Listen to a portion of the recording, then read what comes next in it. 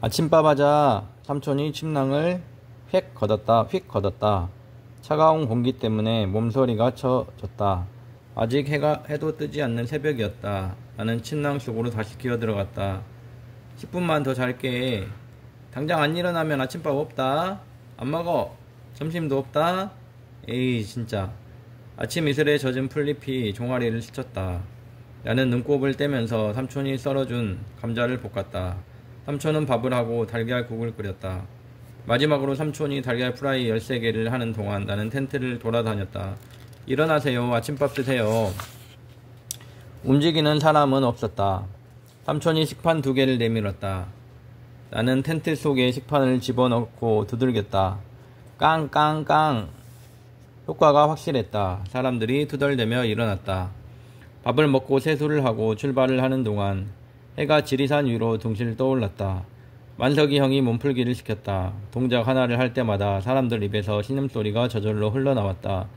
하나, 셋, 다섯, 여섯, 아야야, 여덟. 모두 신경통과 관절염에 허리 디스크까지 한꺼번에 앓는 노인들 같았다. 그동안 삼촌과 나는 설거지를 마치고 침낭을 차에 실었다. 텐트는 햇볕에 이슬을 좀 말린 다음에 실기로 했다. 만석이 형이 문환이 형을 소개했다. 문환이 형이 큰소리로 외쳤다. 안녕하세요. 자전거 묘기팀 굴렁쇠 단장 윤문환입니다. 박수! 우리는 시키는 대로 박수를 쳤다. 문환이 형이 자전거에 올라타더니 대뜸 앞바퀴를 들었다. 와! 박수 소리가 커졌다. 문환이 형은 뒷바퀴로만 우리 둘레를 2번이나 돌았다. 다른 묘기도 보고 싶어요? 문환이 형이 물었다. 우리는 큰소리로 대답했다. 예! 돈 내세요. 자전거 앞바퀴를 들었을 뿐인데 사람이 달라 보였다. 만석이 형이 줄을 세웠다. 오늘은 하동 거쳐서 진주까지 갑니다. 오르막길 조금 있고 거리는 100km 조금 넘습니다.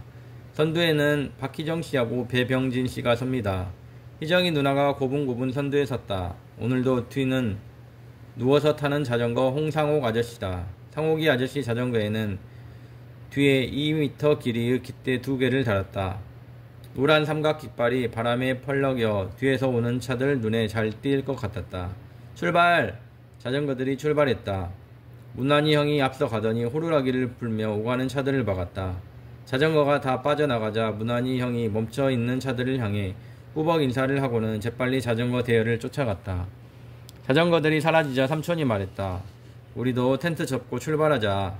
처음이라 어려울 줄 알았는데 삼촌이 시키는 대로 하니까 텐트가 금방 접혔다.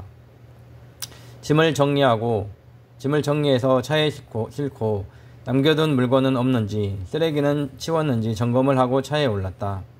삼촌은 자전거들이 간 길과 반대쪽으로 차를 몰았다. 자전거는 저쪽 길로 가던데. 삼촌이 고개를 끄덕였다. 우리는 강 건너편 길로 간다. 이쪽 경치가 더 멋져. 다리를 타고 강을 건넜다. 물이 맑고 바위가 많은 강이었다. 섬진강이라고 했다. 우리나라에서 가장 아름다운 강이다. 꼭 여자친구라도 소개하는 것 같았다. 한강 말고 다른 강을 본 적이 별로 없어서 우리나라에서 제일인지는 모르겠지만 좋기는 좋았다. 맑은 강물이 구불구불 흘렀고 강 옆에는 작은 집들과 푸른 대나무숲, 하얀 모래밭이 있었다. 가까이 보이는 지리산 능선이 강을 따라 길게 이어졌다. 위를 보면 지리산이고 아래를 보면 섬진강이었다. 봄바람에 벚꽃 날릴 때 와보면 눈물 날 거다. 늘 날카롭던 삼촌 눈빛이 부드러워 보였다. 강 건너편 길을 달리는 자전거들이 보였다. 날이 점점 뜨거워졌다. 벚나무가 길을 따라 늘어서 있지만 나무가 작아 그늘도 좁았다. 강 건너편 나무들이 훨씬 커서 그늘이 좋아 보였다. 얼마 달리지 않아 무지개처럼 둥근 다리가 나왔다. 삼촌이 다리를 건너며 노래를 불렀다. 전라도와 경상도를 가로지르는 섬진강 줄기 따라 화개장터에. 내가 물끄러미 바라보자 삼촌이 노래를 멈추고 불렀다. 이 노래 몰라? 고개를 저으니까 삼촌이 말했다. 집에 가서 엄마나 아빠한테 물어봐. 여기가 노래에 나오는 화개장터야. 우리 집이 노래 부를 분위기가 아니라는 걸 삼촌은 모르는 걸까? 그러고 보니까 집 생각을 까맣게 잊고 있었다. 엄마한테 전화를 한번 해봐야겠다. 내 걱정을 하고나 있을까? 내 걱정을 하고 있으면 좋겠다는 생각이 들었다. 다른 다른 걱정거리가 생기면 이혼 같은 건 잊을 수 있을지도 모르니까. 삼촌이 섬진강으로 흘러드는 맑은 계곡 가장자리 주차장에 트럭을 세웠다. 전화 좀 하고 올게. 내 전화기 써. 공중전화로 할래.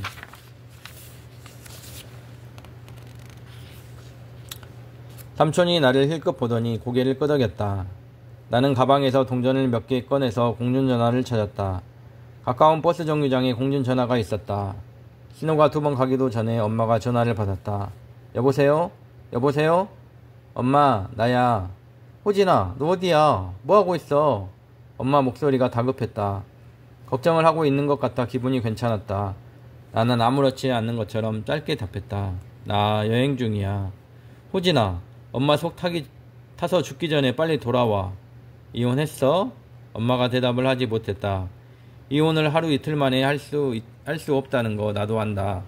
적어도 4주가 필요하다. 텔레비전에 나오는 판사 할아버지는 이혼을 하려는 부부한테 늘 4주 뒤에 뵙겠습니다 라고 말한다. 그 전에 엄마한테 나도 우리 집 3분의 1이라는 걸 강력하게 알려줄 필요가 있다. 또 전화할게. 아빠한테는 절대 말하지 마. 엄마가 뭐라고 하기 전에 전화를 끊고 아빠한테 전화를 걸었다. 아빠도 신호가 가자마자 전화를 받았다. 호진이냐? 응. 너 지금 어디야? 어서 말해. 아빠가 당장이라도 달려올 것처럼 다급하게 말했다. 여행 중이야. 빨리 집으로 안 들어와? 아빠가 버럭 소리를 질렀다. 서울에 있는 아빠 사무실 사람들이야 깜짝 놀라겠지만 지리산 밑에 있는 나는 아무렇지도 않았다. 아빠가 그러니까 안 들어가는 거야. 끊어요. 끊지 마. 엄마한테는 전화 왔다고 말하지 마. 호진아, 호진아. 아빠 목소리가 소화기에서 흘러나왔다. 나는 소화기를 내려놓았다. 아빠 고함 소리가 개미를 손가락으로 눌러 죽일 때처럼 찍소리도 못하고 사라졌다. 속이 후련했다. 엄마 아빠는 내가 전화했다는 걸 서로 말할까? 안 할까? 호루라기 소리가 나더니 문환이 형과 만석이 형을 따라 자전거들이 줄줄이 주차장으로 내려왔다. 나는 빨리 트럭으로 달려갔다. 사람들이 자전거를 줄맞춰 세워놓고 시멘트 바닥에 앉았다. 은영이 누나가 박수를 쳤다. 길이 정말 예뻐요. 자전거 여행 오기 잘했어요. 다들 어제와 달리 표정이 밝았다. 만석이 형이 주의를 줬다. 경치 보려고 한눈 팔면 안 됩니다. 큰 차들이 많이 다니니까 조심하세요. 쉬는 시간은 짧았다. 출발 준비! 만석이 형이 외쳤다. 자전거들이 줄줄이 출발했다. 트럭도 자전거들 뒤를 따라갔다. 달릴수록 강이 넓어졌다. 물만 많아지는 게 아니라 강가 모래밭이 축구장처럼 넓어졌다. 시원한 바람이 불 때마다 물결이 쳤다. 찬 물결에 눈이 부시고 하얀 모래밭에 눈이 부시고 짙은 나뭇잎 사이로 문득문득 햇살이 들 때마다 눈이 부셨다. 바다로 흐르는 강을 따라가는 길이어서 그런지 오르막도 별로 없고 자전거들은 쭉쭉 속도를 냈다. 은영이 누나와 희정이 누나가 조금씩 처질 때마다 완석이 형이 옆에 가서 소리를 질렀다. 밟아! 힘으로 누르지 말고 기어를 가볍게 해서 빠르게 밟으란 말이야. 그 모습을 지켜보던 삼촌이 중얼거렸다. 편할 때 미리 연습하는 게 좋을 거다. 좋은 길일수록 빨리 끝나는 법이지.